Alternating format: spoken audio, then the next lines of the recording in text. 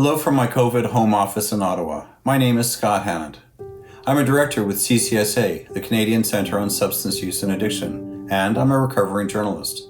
I was executive producer and then news director of CJOH-CTV Ottawa for 16 years. I taught journalism at Carleton. I was, for many years, a member of this august organization when it was just the RTDNA. When I left journalism, my volunteer life with homeless people eventually led me to my role with CCSA. The Centre is a government-funded think tank, non-partisan and not-for-profit.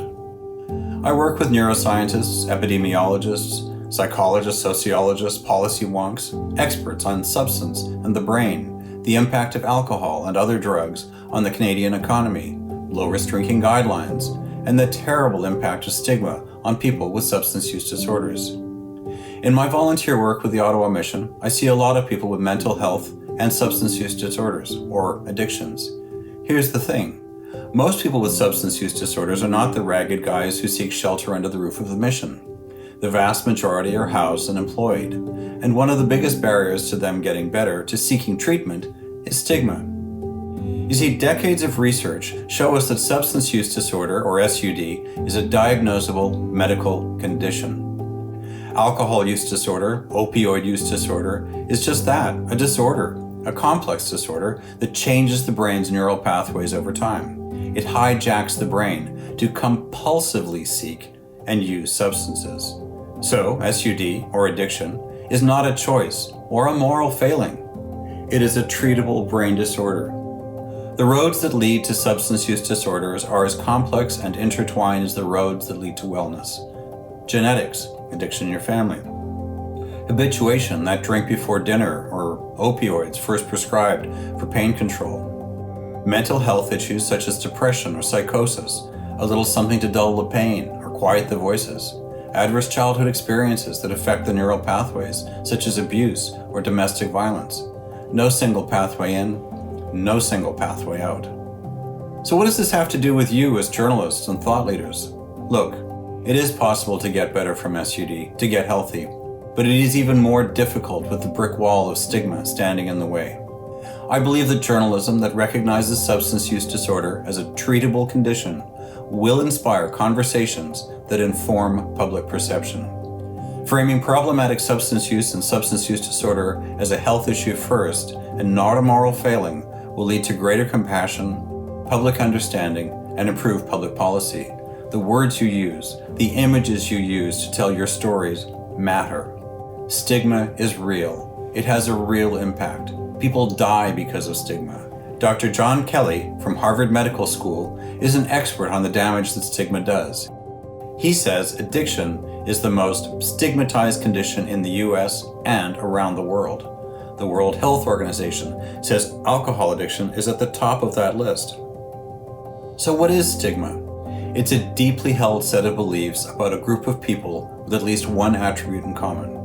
That allows the judgment, oppression, and discrimination of those people to take place. This is done by either overt actions or silent compliance to those actions. So how does that manifest itself in journalism? Well, last year, UBC Medicine joined forces with UBC Journalism along with the BC Centre for Disease Control. It's a pretty comprehensive look at the stigma in reporting on substance use disorders in Canada. Associated Press changed its style book on reporting on addiction and mental health years ago. CP has assigned a senior person to look at it. Some news organizations have changed or are already changing their guidelines when it comes to reporting on substance use disorders. Northeastern University in Boston is doing some amazing work. Please check out their interactive Changing the Narrative.news page. I am working with Gord Garner from the Community Addiction Support Association to publish a guide on reporting on substance use disorders. Watch for that later this summer. There is already a language primer available on the CCSA.ca website. So what can you do? Please, frame substance use disorder as a health issue. How would you write the story if it were about cancer or heart disease? I know you are proud to be journalists. It defines you as a person. You are a journalist. How would you like to be defined as a drunk or a junkie? It's dehumanizing. Please use person-first language. Joe has alcohol use disorder. Mary uses heroin. Abuse. What a horribly powerful word. Alcohol abuse, right up there with reprehensible acts like child or spousal abuse. It criminalizes a treatable health condition. Clean is another one to avoid. Please. The opposite of clean is dirty. Try healthy, in remission, well. Be aware of stereotypes. People with substance use disorders are usually not scary criminals and junkies, young, tattooed, living rough, dirty, and ragged. They are your siblings, your children, co-workers, and bosses, usually housed and employed. Please, check your stock libraries and archives. What will show up in a search involving addiction? The shot on the left or the one on the right? We can help to break the cycle. We can try not to blame people who are ill. Your words matter. Images matter. Wellness is possible. Thank you so much for your time.